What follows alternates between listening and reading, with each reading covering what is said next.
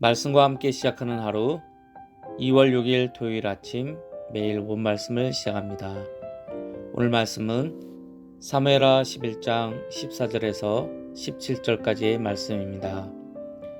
아침이 되매 다윗이 편지를 써서 우리아의 손에 들려 요압에게 보내니 그 편지에 써서 이르기를 너희가 우리아를 맹렬한 싸움에 앞세워 두고 너희는 뒤로 물러가서 그로 맞아 죽게 하라 하였더라.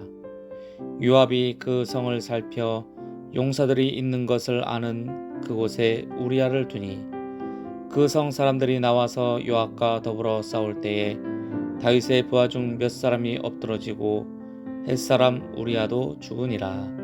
아멘. 사무엘하 11장은 계속해서 다윗이 범한 죄가 얼마나 무섭고 심각한지에 대해 말씀해주고 있습니다.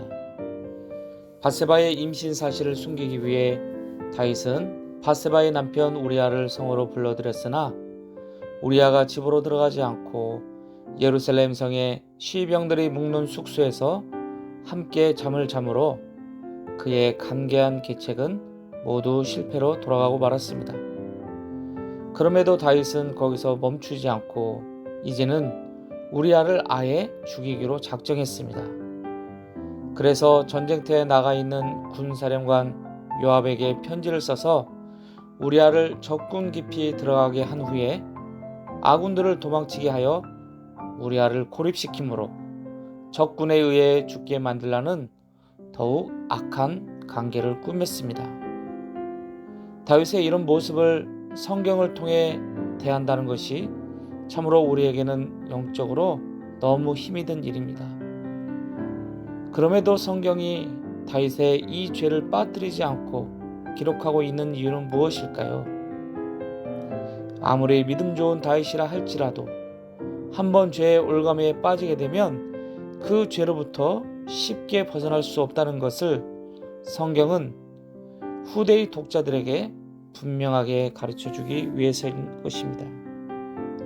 다윗이 지금 얼마나 악랄한 사람으로 변했는지를 성경은 빠짐없이 아주 자세하게 말해주고 있는 것입니다.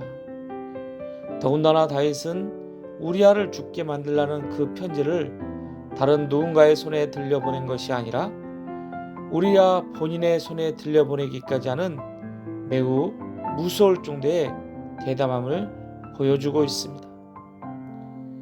만에 하나 우리아가 그 편지를 요압에게 전하기 전에 먼저 읽어보기라도 한다면 어쩌려고 그렇게까지 하는 것일까요? 우리가 알고 있는 다윗이 정말 이런 사람일까 싶을 정도로 다윗은 죄에 완전히 옴짝달싹 못하고 있음을 보게 됩니다. 여러분, 성군이었던 다윗이 이렇게까지 극악무도한 사람으로 변하게 된 원인이 여러분은 무엇 때문이라고 생각하십니까? 여러 가지로 생각해 볼 수 있을 것입니다. 하지만 그 중에서도 가장 큰 원인은 그는 보아서는 안 될 것을 봄으로 인해 안목의 정욕에 빠졌기 때문입니다. 안목의 정욕, 눈에 보암직한 이 정욕에서 비롯한 다윗의 범죄는 그의 깨끗했던 양심을 완전히 마비시키고 그의 마음을 아주 강팍하게 만들었던 것입니다. 그런데 그 같은 안목의 정욕은 실상 인류 역사상 죄가 들어오게 하는 원인을 제공했을 뿐만 아니라 세상의 모든 범죄의 원인이 되었음을 우리는 잘 알아야 합니다. 그러므로 성도는 다른 무엇보다도 이러한 안목의 정욕을 제어하기에 더욱 힘써야 함을 성경은 다윗의 모습을 통해서 우리에게 가르쳐주고 있는 것입니다. 여러분, 그러면 이 안목의 정욕은 어떻게 해서 우리에게 들어오게 되는 것일까요? 그것은 우리가 육신을 따라 살게 될 때에 안목의 정욕은 거침없이 우리 안에 침투해 온다는 것을 명심해야 합니다. 그래서 사도 바울은 로마서 8장 13절에서 이렇게 말씀합니다. 너희가 육신대로 살면 반드시 죽을 것이로되. 육신대로 산다는 것은 무엇을 의미합니까? 그것은 자신의 육신을 위하여 산다는 말과 같습니다. 언젠간 썩어질 그 육신을 위하여 사는 것, 이것이 육신대로 사는 것입니다. 사도 바울은 이에 대해서 갈라디아서 6장 8절에서 자기의 육체를 위하여 심는 자는 육체로부터 썩어질 것을 거두리라 라고 말씀하기도 했습니다. 육체로부터 썩어질 것을 거둔다는 말이 무엇일까요? 그것은 곧 하나님으로부터 멸망을 거두게 될 것이라는 뜻입니다. 잘 아시는 것처럼 죄의 결과는 사망이라는 것이죠. 여러분, 그럼 이와 반대되는 것은 무엇일까요? 그것은 육신대로 살지 않고 영으로 사는 것입니다. 사도 바울은 영으로서 몸의 행실을 죽이면 살리니 라고 말씀했습니다. 영으로서, 이 말은 성령으로서 라는 말로 우리의 힘으로는 절대 이 안목의 정욕을 제어할 수가 없지만 성령으로서는 능히 안목의 정욕의 죄를 제어할 수 있고 뿐만 아니라 그 죄를 죽일 수 있다는 것을 말씀하고 있는 것입니다.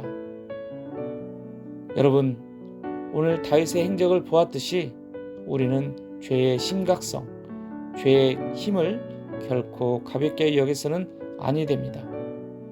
내 힘으로 그것을 이길 수 있다고 자신해서도 아니 됩니다. 우리가 죄를 죽이고 이길 수 있는 방법은 오직 하나, 성령으로 말미암을 때, 성령이 나를 지켜주실 때뿐임을 항상 기억하시기 바랍니다. 여러분, 죄를 죽이는 것은 나의 영역이 아니라 성령께서 하시는 성령의 영역입니다.